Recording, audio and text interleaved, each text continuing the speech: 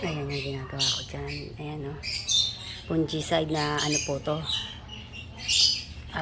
Yung nabibili po sa Lazada o Shopee. Blue fungicide powder. Ayan.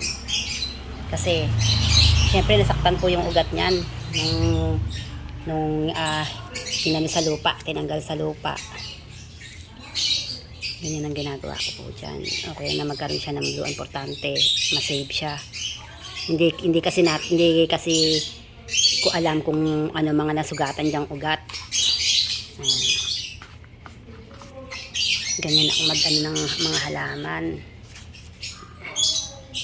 Kailangan ko siyang anuhin kung saan merong mga yan, kagaya na nasugatan. O, siyempre hindi natin alam na nasiksikan na ng ano yan. O.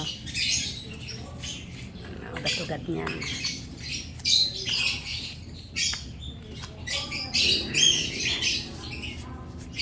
Sinisiksikan ko yan. Para maproteksyonan yung kanilang mga sugat-sugat. Kasi iba po yan, pinutol ko po yung mga ugat eh.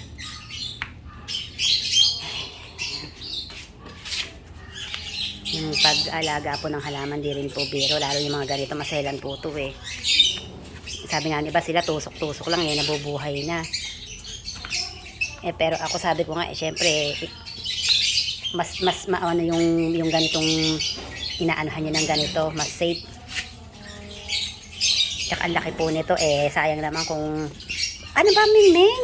Ano ka na nakaan sa akin? Nakadikit ka nang nakadikit? Ito tingnan nyo naman ang aking pusa. Oh, ang aming pusa. Sumisiksik sa akin. Ano naman ang gusto mo? Ha? Magdadala ka ba ng swerte uli? Ha? Ano, meron bang blessing? Ayan, ayan. Pinakita ko lang sa inyo kung paano. Ayan. Tapos mamaya ito. Puputulin ko yan. Ito po yun. Tatabasin ko ngayon siya.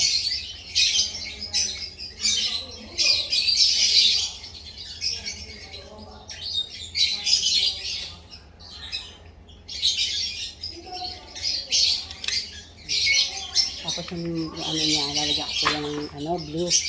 Yung blue powder.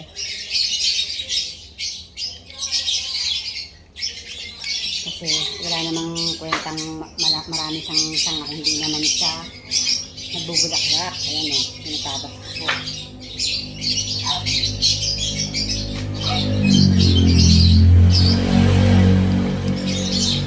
Saka yung ano po niyan, lalaki po yan, yung pinakaugat niya kasi hindi na siya maaagaw ng mga sangang ganito.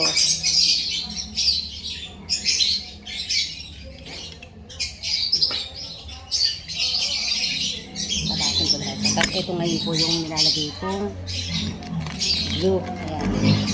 Yung mga pinaghiwaan ko po. Ito yung nilalagay ko para makita ko na. Ayan, nilalagay ko ng ganyan. Hindi ko po dapat ito kamayin kaya lang sinample ko lang sa inyo para yung mga may gustong mag-bonsai, ganyan po siya. Tapos yan po kasi hindi ko yan itinatanim agad sa lupa. Ini-air dry ko pa po yan ng ilang araw. Kagaya po nung nandun sa loob ng bahay namin, paabutin ko po siya ng mga 7 days o 10 days. Para siguradong hindi siya mabubulok. Ayan siya. Ganyan ang gagawin ko po dyan. Pag pinutulan niyo po siya, kasi may nadagta, pupunasan niyo po siya ng tissue. Kasi yung dagta po na yun, pag di po natin tinanggal, yun po yung nakapagpabulok din po din sa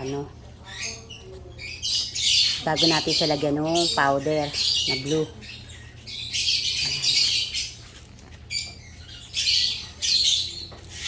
Para paglalagay natin ng tuyo siya. O, eto na yung kaninang malaki na isa. Ganyan ang ginagawa ko dyan.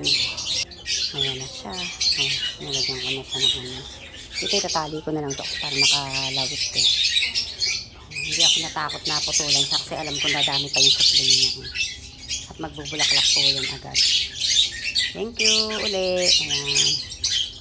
Makalapit sa bahay na nagbubonsai ako eh.